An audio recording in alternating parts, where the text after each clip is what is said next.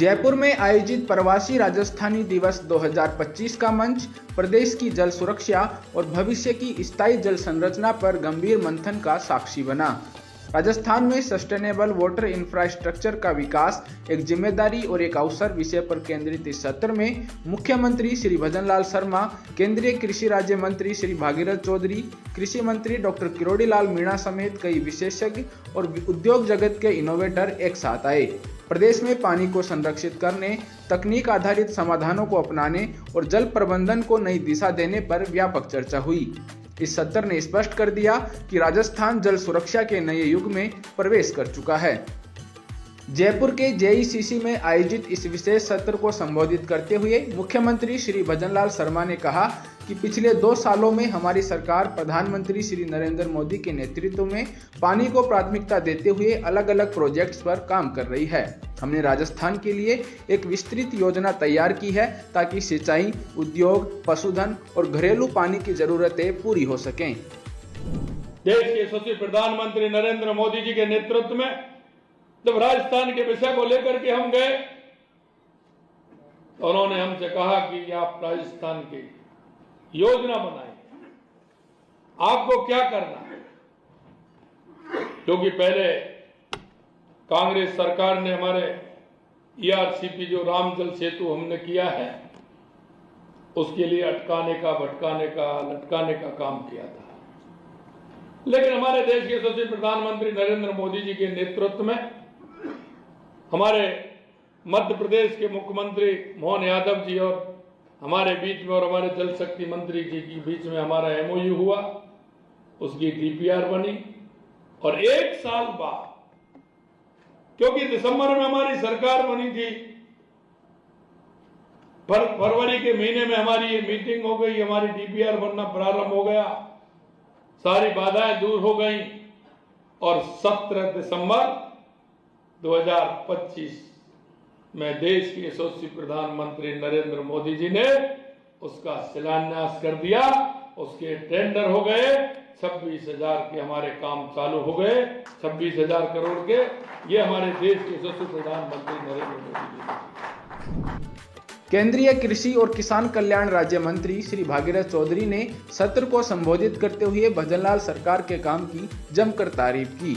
उन्होंने कहा कि ईस्टर्न राजस्थान कैनाल प्रोजेक्ट जैसी बड़ी परियोजनाएं और पानी बचाने के पारंपरिक तरीकों का इस्तेमाल राजस्थान को एक हरा भरा और ज्यादा सस्टेनेबल राज्य बना रहा है। चारों तरफ से हमारे मुख्यमंत्री जी के नेतृत्व में जो काम किया जा रहा है, आने वाला राजस्थान, मैं कह सकता हूँ कि ऐसा राजस्थान होगा जो हमारे देश की पूरी दुनिया के अंदर जाना जाएगा।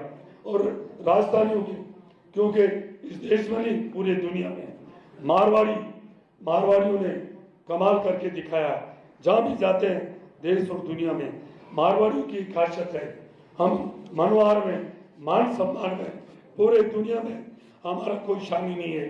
इसलिए आप अपने गांव, अपने क्षेत्र के अंदर आप जल प्रबंधन में आप काम करके, क्यों आने वाला समय मैं कह सकता हूँ एग्रीकल्चर का है। हमारा जो किसान है, जो रात दिन मेहनत करता है, मैं तो हमेशा कहता हूँ किसान के काम करने की नहीं तो कोई आयु सीमा है। बूढ़ा से लेकर बच्चे, महिला रात दिन काम करती है। इसलिए इस अन्नदाता को समृद्ध करने के लिए आप प्रवासी राजस्थानियों से निवेदन है कि आप नई तकनीकी से आकर यहाँ आप भी खेती करें और हमारे किसानों को भी आप नवाचार करके खेती करने में आप मदद करें।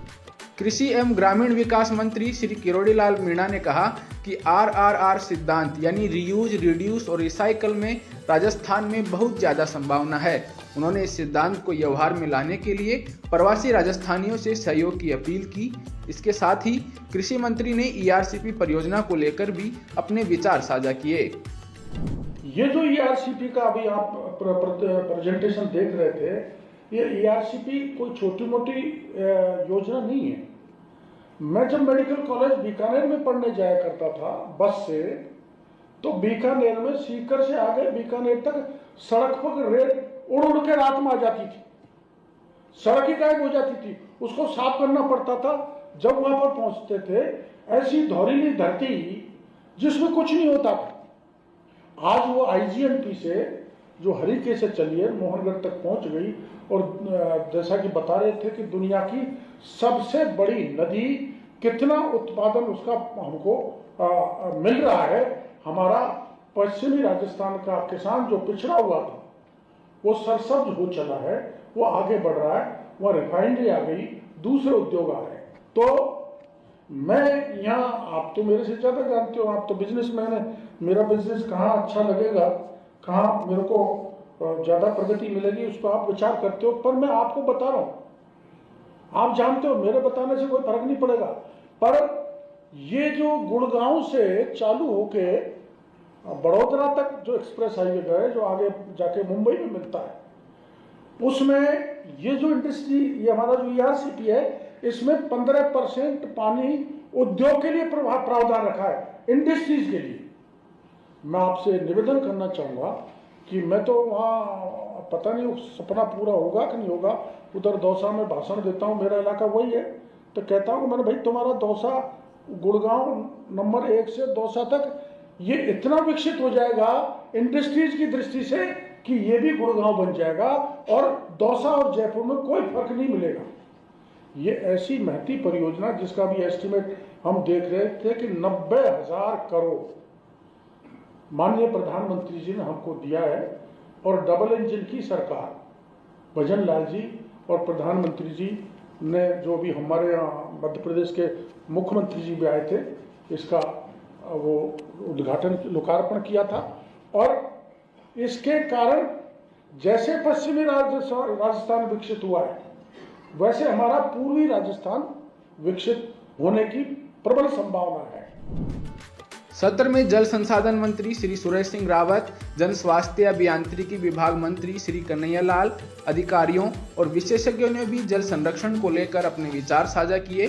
मुख्यमंत्री श्री भजनलाल शर्मा के नेतृत्व में जल अवसंरचना पर हुआ यह सार्थक सत्र राजस्थान के जल भविष्य को नई दिशा देने वाला साबित हुआ।